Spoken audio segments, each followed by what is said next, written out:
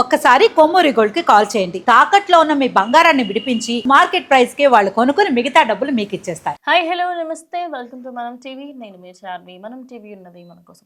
ప్రస్తుతం కేపీహెచ్పిలో ఇంకొక అగ్ని ప్రమాదం జరిగింది. అయితే ఇది కేపీహెచ్పిలోని పోలీస్ స్టేషన్ పరిధిలో పద్మావతి ప్లాజాకి సంబంధించి ఒక సెంటర్ ఏదైతే ఉంటుందో ఎగ్జాక్ట్గా మనకి ఇది కొంచెం కేపీహెచ్పి బస్ స్టాండ్, పోలీస్ స్టేషన్ అదంతా కూడా ఒకే ఏరియాలో ఉంటుంది. అందరికీ కూడా చాలామంది మార్నింగ్ టు ఈవినింగ్ అక్కడ ఎక్కువగా ప్రయాణిస్తూ ఉంటారు. అలాంటి ప్రాంతంలో ఒక్కసారిగా మంటలు చెలరేగాయి. దానికి సంబంధించి శ్రీ సాయి కమ్యూనికేషన్స్ అనే మొబైల్ షాప్లో ఒక్కసారిగా అక్కడ మంటలు చెలరేగాయి. మార్నింగ్ టైం కావడంతో అప్పటికి ఇంకా షాప్స్ ఏమీ ఓపెన్ చేయలేదు. కానీ ఆ మొబైల్ షాప్ ఏదైతే ఉందో ఆ మొబైల్ షాప్కి సంబంధించి ఆ మొబైల్ షాప్లో షార్ట్ సర్క్యూట్ అవ్వడంతో ఒక్కసారిగా మంటలు చెలరేగిపోయి అప్రాక్సిమేట్లీ 2 షాపులు మొత్తం మంటలో దగ్ధమైపోయి. ఇక వెంటనే అగ్నిమాపక సిబ్బందికి సంబంధించి ఫోన్ చేయగా అప్పటికి మంటలు ఆర్పించే ప్రయత్నం అయితే కంప్లీట్గా చేశారు. సో ఎట్టకేలకు అక్కడ ప్రాణ నష్టం ఏమీ జరగలేదు. కానీ మనము గత కొద్ది రోజులుగా చూసుకుంటే హైదరాబాద్లోని చాలా ప్రాంతాలలో ఈ అగ్ని ప్రమాదాలు అనేటివి ఎక్కువ అవుతున్నాయి. దానికి గల కారణాలు చాలానే ఉన్నాయి. ఇప్పుడు రీసెంట్గా నిన్నగాక మొన్న మనం ఒకటి మాట్లాడుకున్నాం. అమీర్పేట్కి సంబంధించి మైత్రివనం దగ్గర చూసుకున్నాం. మైత్రివనం దగ్గర ఏదైతే ఆ కోచింగ్కి సంబంధించినవి ఉంటాయి అక్కడ కూడా సేమ్ ఇదే విధంగా ఈ మొబైల్ షాప్లు, కోచింగ్ షాప్లో కోచింగ్లకు సంబంధించిన వాటిలో, అదేవిధంగా ఎక్కువగా కంప్యూటర్ సిస్టమ్స్ వాడే ప్లేసెస్లలో వైర్స్ ఎక్కువగా ఉంటాయి. కనీస బాధ్యత అంటే ఒక్క ఫైర్ ఎక్స్టింగ్విషర్ అంటే అగ్నిని ఆపేటువంటి ఏది కూడా దగ్గరలో పెట్టుకోరు. మరి ఎందుకు ఇంత దారుణంగా బిహేవ్ చేస్తారు? చిన్న చిన్న ఆఫీసులలో కూడా ఫైర్ ఎక్స్టింగ్విషర్ ఉంటుంది. కానీ దానికి సంబంధించి ప్రజెంట్ ఎవరూ కూడా ఎందుకు పట్టించుకోవట్లేదు ఇలాంటి విషయాలకి సంబంధించి? ఇంకోటి కుకట్పల్లి ఏరియాలో కూడా అదేమంతా ఆ గల్లీలు కూడా సేమ్ అమీర్పేట్ లాగా అవుతుంది డే బై డే. కుకట్పల్లి కూడా ఎట్లా అంటే మొత్తం ఆ గల్లీల్లోకి వెళ్ళి ఇప్పుడు ఒక మనిషి పోతే ఇంకొక మనిషికి సందు ఉండదు. ఇంకో మనిషి అటు నుంచి రావాలంటే ఇటు నుంచి మనిషి ఇట్లా మొత్తం అంగిపోయి ఉండాలి. ఇలాంటి విషయాలకి సంబంధించి అంత సందులు చిన్న చిన్నగా ఎందుకు? మీరు కొంచెమైనా ఆలోచించాలి కదా. అక్కడ కట్టేటప్పుడు కూడా మీరు ఇక్కడ ఒక బిల్డింగ్ ఉంటుంది, దీని పక్కనకి ఇట్లా మొత్తం ఆనుకొని ఇంకో బిల్డింగ్ ఉంటుంది. గట్టిగా మాట్లాడి అటు నుంచి ఇటు జంపింగ్ చేసుకోవచ్చు, అంత గ్యాప్ ఉంటుంది.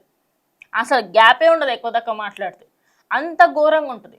మరి ఇన్ని జరుగుతున్నాయి. ఇది అప్రాక్సిమేట్లీ గత సంవత్సరం కూడా ఇలాంటివన్నీ విన్నాము. కానీ ఇప్పటికీ కూడా నిజం చెప్పాలంటే ఫైర్ సేఫ్టీ వల్ల నిజంగా మెచ్చుకోవాలి. వెంటనే అక్కడికి వచ్చి ఆపేస్తూ ఉంటారు. కానీ నిన్న మైత్రివనం దగ్గర జరిగింది, ఈరోజు కుకట్పల్లి, రేపు ఇంకెక్కడ జరుగుతుంది ఏంటి? ఒకసారి మనం దాని గురించి కూడా ఆలోచించాలి. చాలా మట్టుకు ఏరియాస్లలో ఫైర్ సిబ్బంది వాళ్ళు రాలేకపోయే సందర్భాలు కూడా ఎన్నో ఉంటాయి. అంతెందుకు ఈ షాపు మార్నింగ్ టైం ఏంటంటే 9 o'clock ఆ టైంకి ఒక్కసారిగా మంటలు బయటకు వచ్చేసాయి.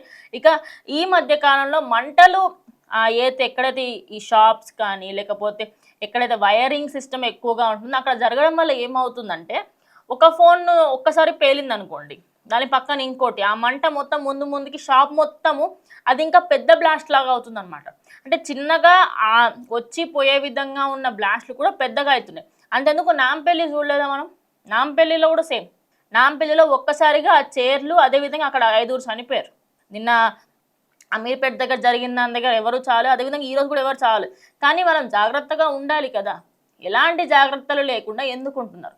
మరి ఇప్పుడు అక్కడికి సంబంధించి సో మనం నిజంగా హ్యాపీగా ఫీల్ అవుతున్నాను. నాకు ఎవరు ప్రాణాలు పోలేదు కాబట్టి. బికాస్ ఈ మధ్య కాలంలో చిన్న చిన్న ప్రమాదాలలో కూడా ఎంతోమంది ప్రాణాలు కోల్పోతున్నారు.